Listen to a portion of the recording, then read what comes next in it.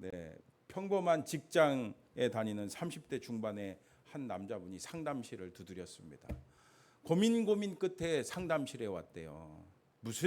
도대체 무슨 고민이길래, 무슨 문제이길래 그렇게 괴로워하면서 이 상담실에 찾아왔을까요? 여러분 궁금하시죠? 그 고민을 들어보니까 이런 고민이었어요. 제가요, 교회를 다니긴 다니는데 예수님이 믿어지지 않아요. 예수님이 믿어지지 않아요. 이런 고민이었어요. 그걸 너무 괴로워한대요. 근데 교회 다니는 분들 중에 예수님이 믿어지지 않는 분들이 있을까요? 없을까요? 보니까 간혹 있어요. 그렇게 사실 괴로워하지 않습니다. 그는 사회생활도 건강하게 하고 대인관계도 아주 원만한 평범한 사람이었어요. 그러나 문제는요, 이분의 아버지가 우리가 이름만 대면 알만한 대형교회 담임 목사님인 거예요. 더군다나 아버지가 아주 훌륭한 인품을 갖고 있어서 사람들에게 존경을 받습니다. 그리고 아들인 자신도 아버지를 보면서 나도 저런 아버지가 되고 싶다. 저런 아버지가 되고 싶다라는 생각을 할 정도로 굉장히 인품이 좋습니다. 그러니 예수님이 믿어지지 않아 너무 괴롭다고 하는 거예요. 여러분 어떻게 된 일일까요? 이 이야기는 김은영 박사님이 쓴 편한 마음이란 책에 나온 내용입니다. 김은영 박사님이 이분과 오랫동안 만나면서 상담을 했습니다. 근데 그 상담 과정 가운데서 그 이유를 알았어요. 이분이 한 대여섯 살 때쯤 교회에서 큰 교회니까 농구장을 새롭게 만들게 됐어요. 농구 코트를 만드는 공사를 했는데 바닥 시공을 해놓고 거기다가 뭐라고 써놨겠어요? 들어가지 마시오라고 이렇게 편말을 써놨는데 이분이 옆에서 공놀이 하다가 공이 굴러굴러 그 코트 공사한 코트로 들어간 거예요. 그래서 어린 마음에 얼른 뛰어가면은 괜찮겠지 생각으로 그 공사한 코트장으로 뛰어들어가서 공을 집어갖고 나왔어요. 여러분 그 공사한 곳에 어떻게 됐겠어요? 발자국이 남았어요. 그 모습을 보고 아버지가 불같이 화를 냈대요. 아들에게 뭐 하는 거야? 너 때문에 농구 코트 망쳤잖아. 그는 그 말이 마음에 깊이 새겨졌습니다. 또 누나가 있는데 하루는 아버지가 그 누나랑 자신을 불러놓고 이렇게 이야기했대요. 얘들아, 하나님이 너희를 나에게 주셔서 너무 감사하다. 근데 만약 하나님이 교회와 너희 중에 선택하라고 하면은 아버지는 교회를 선택할 거다. 아버지가 이런 신앙 고백을 꼭 1년에 한 번씩 불러갖고 했대요. 모르는 사람들이 볼 때는 와, 목사님 믿음이 대단하다 그렇게 생각할지 몰라요. 그러나 자녀로서 참 마음 아픈 이야기죠. 졸지의 아버지와 누구를요? 아버지와 교회를 두고 경쟁하는 구도가 됐어요. 근데 더 안타까운 것은 뭔지 아십니까? 30년이 넘는 그 세월 동안 아버지한테 아버지 어떻게 그러실 수 있어요? 라고 사춘기 때라도 대들만 한데 한 번도 그러지 못했대요. 아빠, 솔직히 아빠 때문에 나 예수 믿기 싫어요 라고 얼마든지 말할 수 있잖아요. 그런데 그것을 30년이 넘는 세월 동안 한 번도 못했다고 합니다. 참 안타깝습니다. 여러분 어떻습니까? 이렇게 우리는요 말을 해야 됩니다. 말을 해야 알죠. 여러분 말 좀 많이 하세요. 저한테도 좀 하시고 옆 사람한테 뭔가 마음에 좀 있다 뭐 있잖아요. 그럼 말을 하세요. 그냥 말 안 하지 않으면은 못 알아먹습니다. 여러분 꼭 말하세요. 오늘 2절 말씀도 한번 보세요. 같이 읽어볼게요. 시작. 여호와 내 하나님이여 내가 주께 부르짖음에 나를 고치셨나이다. 아멘. 여러분 그래요. 우리 인생에 문제 없는 분들이 어디 있겠습니까? 우리가 살면서 답답한 일, 어려운 일, 힘든 일 있으면요 이렇게 하나님께도 부르짖어야 돼요. 성경에는 하나님이 알아서 해주신다 하지 않으세요. 어떻게 하라고 해요? 부르짖으라, 말해라는 거예요. 여러분 말하시기 바랍니다. 하나님은 우리의 부르짖음을 결코 외면치 않으십니다. 우리의 기도를 들으셔서 우리를 고쳐주십니다. 오늘 어떻게 고쳐주시는지 보세요. 1절 말씀 같이 읽어볼게요. 시작. 여호와여 내가 주를 높일 것은 주께서 나를 끌어내사 내 원수로 하여금 나로 말미암아 기뻐하지 못하게 하심이니이다. 또 3절도 보세요. 시작. 여호와여 주께서 내 영혼을 수월에서 끌어내어 나를 살리사 무덤으로 내려가지 아니하게 하셨나이다. 아멘. 여러분 1절과 3절에 공통되는 단어가 있죠. 1절과 3절 잘 보세요. 뭐가 나옵니까? 공통되는 단어 주께서 끌어내사, 주께서 끌어내어. 여러분 여기서 끌어내는 것은 우물에서 물을 길어내는 그런 뜻이래요. 우물에서 물을 길어내는 거. 여러분 깊은 우물 안에 있는 물이 스스로 튀어나올 수 없잖아요.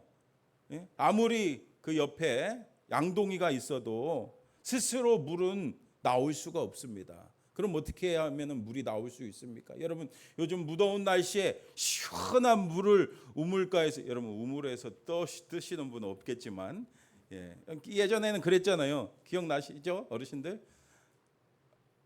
안 드셔보는 수돗물 들어갖고 드셨나? 그 우물의 물을, 시원한 물을 마시려면 어떻게 해야 돼요? 누군가가 양동이를 내려서 물을 길러야 되는 것처럼 여러분 물이 밖으로 나오려면은 그렇게 해야 합니다. 여러분 마찬가지로 우리 주님께서는요 우리 손을 꼭 잡고 우리를 어둠에서 빛으로, 환난에서 평강으로, 답답함에서 자유로 끌어주실 줄 믿습니다. 건져주십니다. 지난주에 양주 산성교회 송지민 집사님이 쓴 엄마 나는 왜 못나, 엄마 나는 왜 못나 라는 책을 읽어봤어요. 송 집사님은 아들 2명의 막내로 황쥐유라는 예쁜 딸을 낳았습니다. 2020년 코로나가 한참일 때 이 지유가 초등학교 1학년이었어요.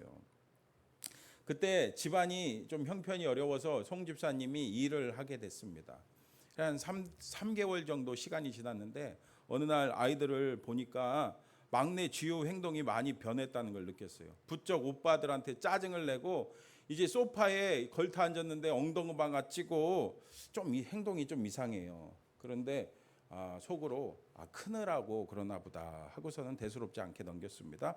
근데 하루가 다르게 아기처럼 떼쓰고 우는 일이 잦아지고 중심도 잘 잡지 못하고 넘어지고 또 말도 좀 어눌하게 하고 또 음식도 제대로 삼키지 못하는 모습에 이거 뭔가 문제가 있다 하고서 병원에 데려갔습니다. 의사 선생님이 뇌염으로도 이런 증상이 나타날 수 있다고 이야기했어요. 그래서 뇌염인가 하고서는 MRI 검사랑 척수 검사를 진행했습니다. 별일 아닐 거야, 별일 아닐 거야 그런 생각하잖아요. 우리가 그런 생각을 하면서 옆에 있는데 의사 선생님이 오라고, 한번 보라고 이야기합니다. 그러면서 이야기했어요. 뇌간 교종입니다. 뇌간 교종입니다. 여러분 처음 듣는 병이죠. 쉽게 말하면 뇌간에 종양이 생긴 그런 병이래요. 뇌간 종양? 그게 다 뭐람? 의료진의 말을 도통 알아들을 수 없었습니다. 아니 아무 말도 들리지 않았어요. 종양이라니 머리가 그냥 하얘졌습니다. 그러다 이어서 하는 의사 선생님 말에 정신이 번쩍 났습니다. 한 달 정도의 시간이 있습니다. 한 달 정도. 한 달? 대체 뭐가 한 달이라는 거지? 여러분 그 얘기를 들으니까 막 손발이 벌벌 떨리는 거예요. 다리에 힘이 풀렸습니다. 털썩 주저앉을 것 같았습니다. 설마 지금 지우가 살 수 있는 날이 한 달이란 말인가? 여러분 이렇게 8살 딸이 지금 시한부 판정을 받았는데 제정신일 엄마가 어디 있겠습니까? 막 정신없이 그래도 엄마니까 입원 수속을 하고 이제 지우 함께 병실에 들어갔습니다. 뇌간 교종 이름도 생소한데 유일한 치료 방법이 방사선 치료뿐이라니 그마저도 치료해도 2달, 3달밖에 살지 못한다니 참 기가 막혔어요. 마른 하늘에 진짜 날벼락이 없었습니다. 자고 있는 딸 앞에서 그래서 털썩 주저앉아서 울 수밖에 없었습니다. 잠시 후에 소식을 듣고 한 걸음 달려온 목사님 앞에서 다시 눈물을 흘렸어요. 목사님 말씀하셨습니다. 울지 마세요. 하나님께 함께 기도해요. 기도? 화가 났어요. 화가 치밀어 올라 소리쳤습니다. 목사님, 어떻게 안 울 수가 있겠어요? 그렇게 화가 원망이 됐습니다. 분노와 원망이 누구한테 향하겠어요? 하나님 앞에. 하나님, 왜 우리 딸 지웁니까? 왜? 여러분 생각해 보세요. 하나밖에 없는 사랑하는 딸이 불치병에 걸려서 시한부 판정 받는다면은 이런 원망이 나오지 않겠습니까? 그러나 하나님께서는요, 송집사님과 송집사님의 가족을 그 고통과 아픔에서, 그 구렁텅이에서 건져 주셨습니다. 그렇게 의사가 한 달 이야기했지만 그 후 2021년 6월 30일 밤 11시에 약 260일간 9개월의 투병 끝에 이 지우는 하나님 품에 천국에 올라갔습니다. 근데 지우가 남긴 것이 믿음, 소망, 사랑 세 가지 있다고 합니다. 믿음, 남편의 믿음입니다. 믿지 않았던 남편이 지우의 그 투병하는 모습을 통해서 예수님을 영접하게 됐대요. 그 다음에 소망입니다. 사실 이때 송 집사님이 교회 다닌 지 1년 조금 더 지날 때였거든요. 그때 어려움이 찾아왔어요. 하지만 죽음 앞에 두려움 없이 당당하게 예수님을 찬양하는 이 딸 지우의 모습을 보면서 천국 소망을 품게 됐습니다. 그리고 사랑, 지우는 자신과 같이 고통 속에 생명을 잃어가는 또 다른 아이들을 위해서 자신의 몸을 장기 기증할 수 있도록 내어주었어요. 여러분, 이 세상은 그렇습니다. 아픔과 고난과 환난과 절망과 답답함이 가득한 곳입니다. 여러분, 뉴스 틀면은 가득하죠? 참, 요즘에 기가 막힌 일들이 너무 많이 나오죠? 계속해서 이런 문제들이 우리에게 다가옵니다. 그때 우리 어떻게 해야 되겠습니까? 4절 말씀 같이 읽어볼까요? 시작. 주의 성도들아 여호와를 찬송하며. 아멘. 송 집사님이 발병 초기부터 지우에게 틈틈이 성경 말씀을 읽어줬대요. 한번 요한복음을 읽는데 요한복음 14장 6절 말씀이 읽는데 눈물이 그렇게 흘러나왔다고 합니다. 요한복음 14장 6절이 뭡니까? 우리 같이 읽어볼게요. 시작. 예수께서 이르시되 내가 곧 길이요 진리요 생명이니 나로 말미암지 않고는 아버지께로 올 자가 없느니라. 아멘. 이 말씀을 읽는데 얼마나 위로가 되는지. 비록 지금 지우가 아파서 고통당하고 있지만 예수님을 믿으면 예수님 안에서 하나님 나라 천국에 갈 수 있다는 그 은혜, 그 구원의 확신이 들어서 너무너무 감사해서 그렇게 눈물을 흘린 거예요. 여러분 그렇습니다. 이렇게 우리는요 주님을 기억해야 됩니다. 어떻게 해요? 말씀을 통해서, 성경 말씀을 통해 우리는 하나님을 기억할 수가 있습니다. 여러분 이렇게 송 집사님이 모든 고통과 아픔을 이길 수 있는 비결이 뭐였겠어요? 말씀 붙잡고 하나님 앞에 나가 기도했기 때문이에요. 그러면요 하나님이 우리에게 은혜 베풀어 주십니다. 은혜 주십니다. 여러분 지금도 여러분 은혜 받고 계시죠? 여러분 이렇게 주님의 놀라운 은혜를 경험한 자의 고백이 뭔지 아십니까? 5절 말씀 같이 읽어봅니다. 우리도 함께 고백해 봅시다. 시작. 그의 노염은 잠깐이요 그의 은총은 평생이로다. 저녁에는 울음이 깃들일지라도 아침에는 기쁨이 오리로다. 아멘. 여러분 믿습니까? 정말 오늘 시편의 저자가 누굽니까? 다윗이죠. 다윗은 인생의 밑바닥을 여러 번 경험한 사람이에요. 사울왕의 시기로 인해 죽을 뻔한 위기를 여러 번 넘겼죠. 또 아들 누구요? 압살롬이 반역을 일으켜갖고 도망 다니는 신세가 되지 않았습니까? 그런 다윗은요 그런 고통의 순간이 잠깐뿐이라고 고백하고 있습니다. 반면에 하나님의 주시는 그 은혜, 은총은 영원 평생 누릴 거라는 것을 고백합니다. 여러분 그렇습니다. 모든 아픔과 고통은 지나갑니다. 하나님의 은혜를 경험한 사람은요 결국에 모든 것을 하나님께서 바꾸어 주신다는 것을 알고 믿게 됩니다. 울음을 기쁨으로 바뀌게 될 줄 믿습니다. 지금 여러분 어떤 어려움이 있습니까? 고난이 있습니까? 환난이 있습니까? 조금 더 인내하시고 말씀과 기도로 주님 앞에 나아가시기를 축복합니다. 그러나 여러분 맡기지 않으면 어떻게 되는지 보세요. 맡기지 않으면 6절에 나오죠. 6절에 같이 읽어봅니다. 시작. 내가 형통할 때 말하기를 영원히 아멘. 여러분 다윗은요 과거에 잘 나갈 때 이야기하는 거예요. 내가 형통할 때 자신의 모든 것이 영원히 흔들리지 않을 것이라고 자만했습니다. 여러분 지난주에도 말씀드렸죠. 잘 나가면요 하나님하고 가까워지는 게 아니라 멀어질 때가 많더라고요. 그래서 하나님께 나아가지 않을 때가 얼마나 많이 있습니까? 그러면은 어떻게 된대요? 7절 말씀 같이 읽어봅니다. 시작. 여호와여 주의 은혜로 나를 산같이 굳게 세우셨더니 주의 얼굴을 가리심에 내가 근심하였나이다. 아멘. 은혜 아니면 살아갈 수가 없네. 호흡마저도 다 주의 것이니. 여러분 찬양 고백하잖아요. 여러분 우리가 은혜 없이는 살 수가 없어요. 근데 우리가 하나님과 멀어지면요 하나님의 얼굴이 가려져서 우리에게 근심 걱정이 생길 수밖에 없습니다. 하나님과의 관계가 그래서 중요한 거예요. 여러분 하나님과의 관계를 잘 지키기를 축복합니다.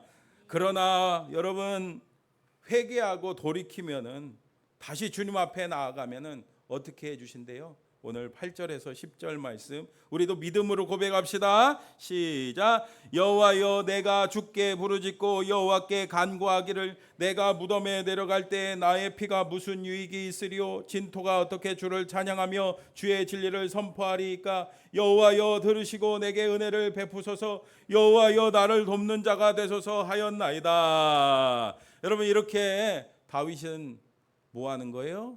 회개하는 거예요. 회개하면서 주님 나를 도와주시옵소서.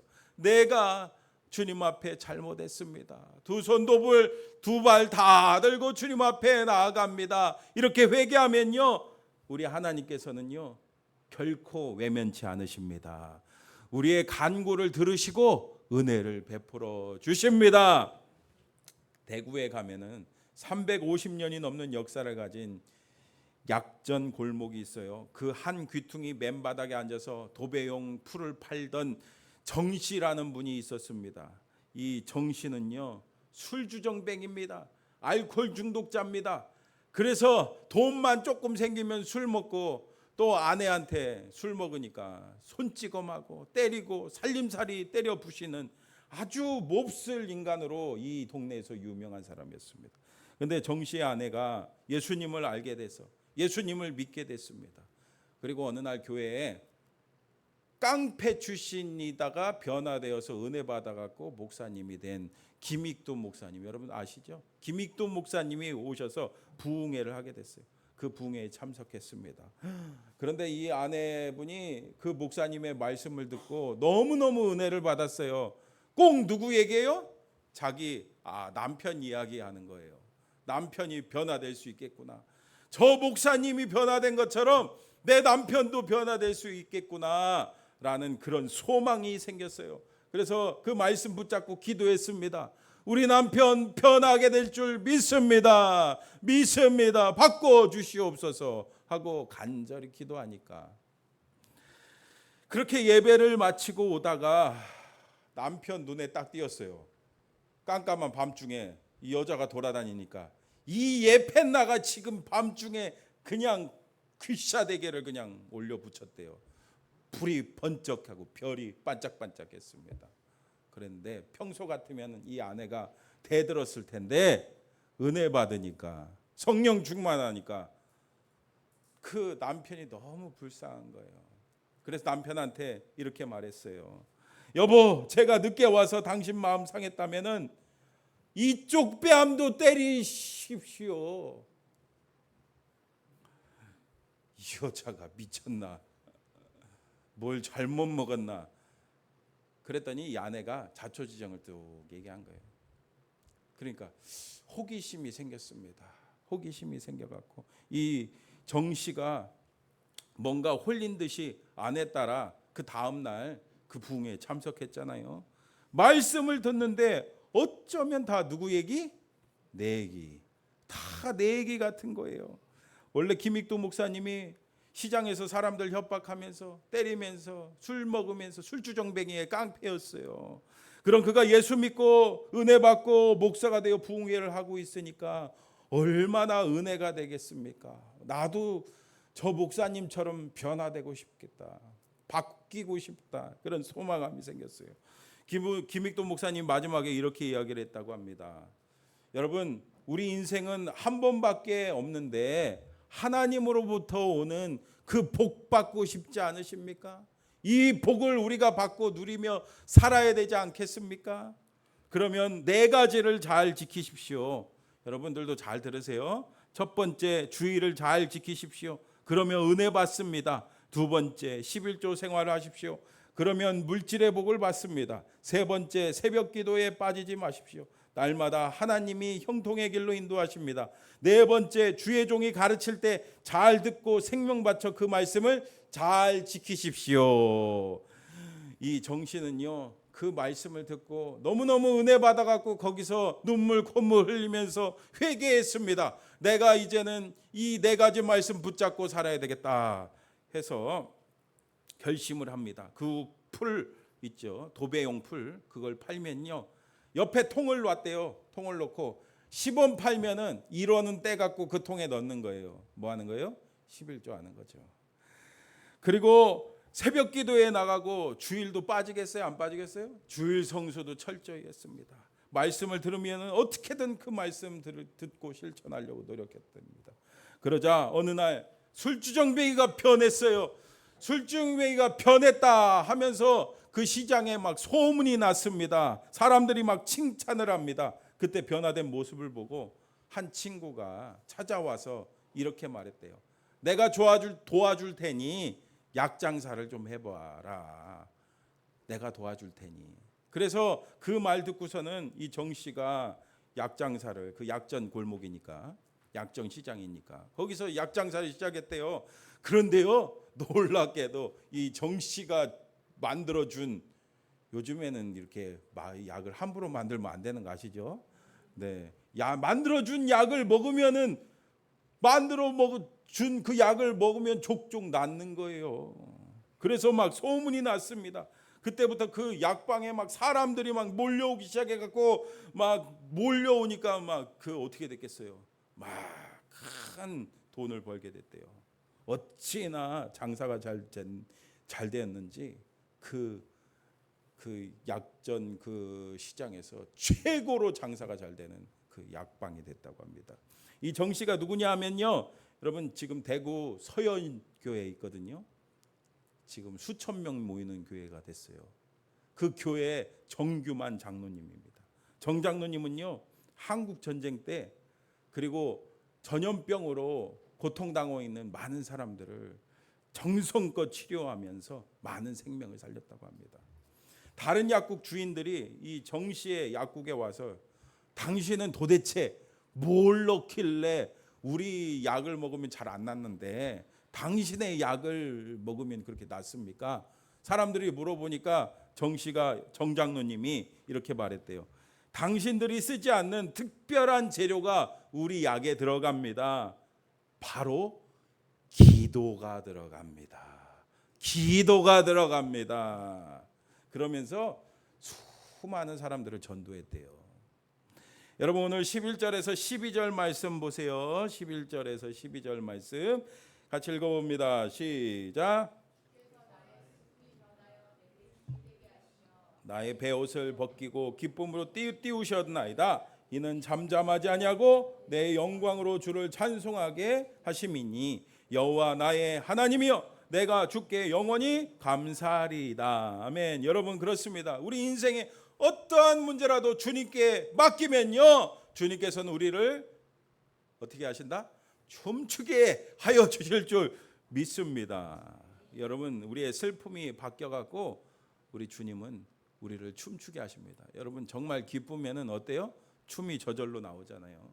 근데 여러분 오늘 시편 30편의 표제 제목이 뭡니까? 다윗의 시 곧 성전 낙성가. 여러분 그렇게 써 있죠? 그러면 이 제목대로라고 하면은 이 시편 30편은 성전이 완공되고 하나님 앞에 봉헌하면서 드리는 찬송의 시라고 볼 수 있잖아요. 근데 여러분 아시다시피 다윗이 성전을 봉헌할 수 있었습니까? 다윗이 성전을 지었나요? 다윗은요 자신의 때에 성전을 짓고자 했지만 성전을 짓지 못합니다. 그 이후에 태어날 누구요? 솔로몬 때에 성전이 지어졌습니다. 여러분 그렇다면 이 말씀은 뭡니까? 이 시는요 다윗이 성전을 건축하고 싶었지만 하나님의 뜻에 따라 그럴 수 없었던 그 마음을 담아서 믿음의 눈으로 성전 건축을 한 거예요. 믿음의 눈으로. 믿음으로 하나님께서 하실 것을 기대하면서 찬양하면 이런 시를 적은 겁니다. 사랑하는 성도 여러분, 이 성전요 결국에 세워졌습니까? 안 세워졌습니까? 결국에 세워졌어요. 솔로몬 때에 하나님께서 성전을 세우게 인도해 주셨습니다. 사랑하는 성도 여러분, 그렇습니다. 하나님이 다 하십니다. 그러므로 여러분 어떤 인생에 문제가 있습니까? 믿음으로 우리가 말씀 붙잡고 주님께 다 맡기시기를 바랍니다. 기도로 맡기시기를 바랍니다. 그러면 우리의 슬픔을 바꾸어 우리를 춤추게 하여 주실 줄 믿습니다. 우리 들은 말씀을 기억하며 함께 기도합시다. 여러분 지금 인생에 문제가 뭐가 있습니까? 오늘 이 시간에 말씀 들었잖아요. 말씀 붙잡고 주님께 기도로 맡깁시다.